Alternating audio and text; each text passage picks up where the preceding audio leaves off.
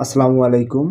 আপনারা দেখতে পারতেছেন ভোলা জেলার চরপেশন উপজেলায় দক্ষিণ আইসা থানার অন্তর্ভুক্ত ১৯ নং ঢালচর ইউনিয়ন পূর্ব ঢালচর মাছের ঘাটের গদিসহ বসতবাড়ি ঘরসহ সর্বমোট ৪০ থেকে ৪৫টি বাড়ি গতকালকে ঘূর্ণিঝড়ে তাছনাছ করে ফেলছে।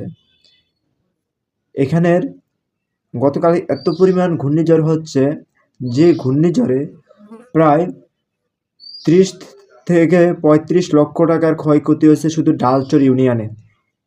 ডালচর ইউনিয়নের মানুষের দাবি তাদেরকে আর্থিক সহযোগিতা দিয়ে সরকার যেন সেই বাড়িগুলা গদি ঘরগুলা নির্মাণ করার সুযোগ করে দেয়।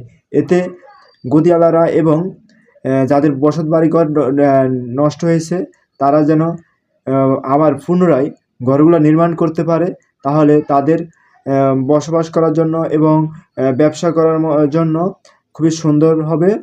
তাই ডালচর ইউনিয়নের সাধারণ মানুষের পক্ষ থেকে আমি সরকারের কাছে বিনীতভাবে অনুরোধ করছি যেন ডালচরে গতকালকে ঘূর্ণিঝড়ের জন্য ৩০ থেকে ৩৫ লক্ষ টাকা ওইখানে বাজেট দেওয়া হয়। এতে সে টাকাগুলো বাংলাদেশ নৌবাহিনীর মাধ্যমে যারা যেটা পাওনার যোগ্য, যাদের ক্ষয়ক্ষতি যেমন হয়েছে তাদের মাঝে সে টাকাগুলো বন্টন করে দেয়।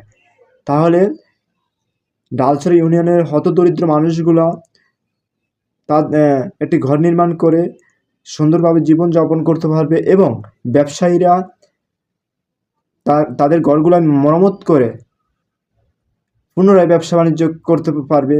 এটা শুধু ডালচরের মানুষের দাবি যেন সরকার দ্রুত কালবৈশাখী ঝড়ের কবলে যে ঘরগুলো নষ্ট হয়েছে সেই ঘরগুলো পুনরায় নির্মাণ করার জন্য পর্যাপ্ত পরিমাণ বাজেট দেয়, তা বাংলাদেশ নৌবাহিনীর মাধ্যমে তাদেরকে বন্টন করে দেওয়া হোক।